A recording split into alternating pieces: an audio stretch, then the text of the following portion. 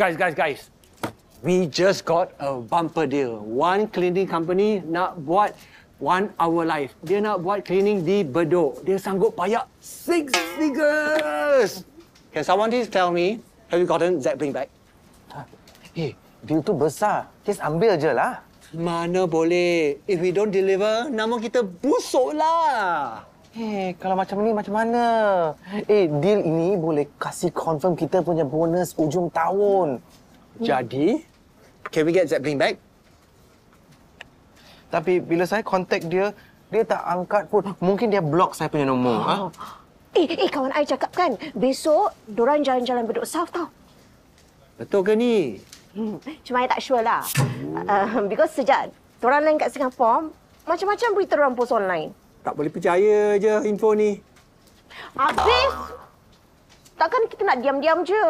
At least kita cubalah. Ingat kan, besok pagi kita... Ya.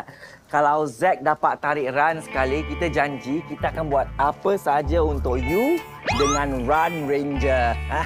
Yes. Yeah. Jadi kalau semua okey, besok pagi kita boleh jumpa. Cakap aja kat mana, nanti saya datang kita boleh sign kontrak.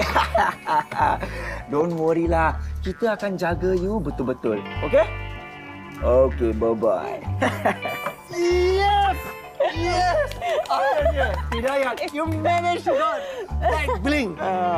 Good job! Itu saya leave voice message saja.